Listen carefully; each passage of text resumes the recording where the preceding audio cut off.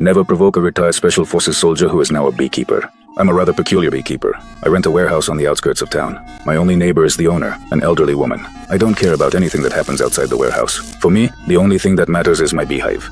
The owner also lives alone. She takes very good care of me. I already consider her family. One day, while the owner was working, a warning appeared on her computer. She called the number that showed up on the screen. The person who answered was a man named Nick. Nick lied, saying there was a problem with her account and that it needed an update. The kind-hearted old lady didn't think too much about it. Following Nick's instructions, she downloaded and installed the software, but after entering her bank password, the screen suddenly went black. When the screen turned back on, the $2 million she had saved was gone. The scammers celebrated joyfully after closing a big deal, while the grandmother, sitting in front of the screen, had tears in her eyes. She didn't know what to do. I didn't know anything about what had happened to the owner. I brought her a jar of homemade honey to share. I knocked on the door for a long time, but no one answered. I thought the owner might have gone out, but the smoke alarm inside the house kept going off. Realizing something was wrong, I ran inside. I turned off the alarm, grabbed a kitchen knife, and walked slowly toward the owner's bedroom.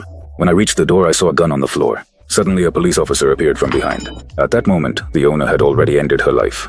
The owner's granddaughter, Lisa, mistook me for the killer and I was arrested. Luckily, shortly after, Lisa checked the owner's computer and discovered that all the money in the account had disappeared. This led her to suspect that the owner had committed suicide. Very soon, I was released. There was no gunpowder residue on my hands, and the fingerprints on the gun's handle proved my innocence. The next day, Lisa, now calmer, came to the warehouse to apologize to me. As we talked, I learned that the owner's account had been emptied. Clearly, she had been scammed. I frowned and asked Lisa if she knew who was behind all of this. According to the clues they had, all they knew was that it was a gang of online scammers. Even if they caught someone, the scammers would say that the old lady had given them the money willingly, and it would be very difficult to convict them. Hearing this, I quietly stood up and took the jar of honey from the table. I went outside and took a satellite phone out of a beehive. When the operator heard my voice, he immediately became serious. I told him the reason for my call, and in just one afternoon, the operator found the location of one of the scam gang's branches. So I took 2 barrels of gasoline and drove to the entrance of the building.